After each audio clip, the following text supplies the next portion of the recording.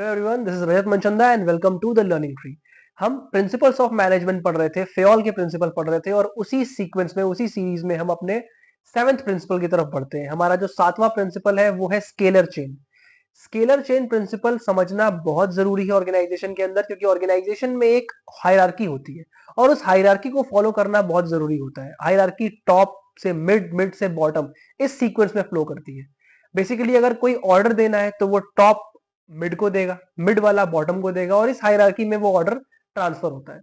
Bottom level में काम करने वाले लोगों को अगर कोई दिक्कत आ रही है तो वो अपनी दिक्कत डायरेक्टली टॉप वालों के पास लेके नहीं पहुंच जाएंगे, वो मिड वालों के पास जाएंगे, फिर वो लोग ऊपर लेके जाएंगे।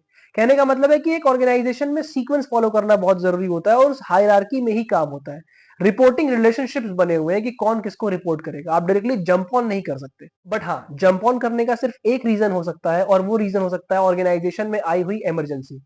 किसी ऑर्गेनाइजेशन का फैक्ट्री में, किसी एम्प्लॉय का फैक्ट्री में काम करते हुए एक्सीडेंट हो गया या फिर उसको इलेक्ट्रिक शॉक लग गया। अब उस केस में आप ऑर्डर की चेन को फॉलो नहीं कर सकते, ऑब्वियसली आपको डायरेक्टली एक्शन लेना पड़ेगा। तो पहले क्या करोगे, पहले आप डायरेक्टली उसका ट्रीटमेंट कराओगे और फिर वो बात आगे तक कन्वे कर दोगे। और जब आप इस ऑर्डर की हायरार्की को, स्केलर चेन को ब्रेक करते हो तो उसको हम लोग बोलते हैं गैंग प्लैंक। कभी कभी ये एक मार्क्स में पूछा जाता है कि गैंग प्लैंक क्या होता है। So when you break the hierarchy of scalar chain, that is called gang plank. Next हमारा प्रिंसिपल है प्रिंसिपल ऑफ रेम्युनरेशन।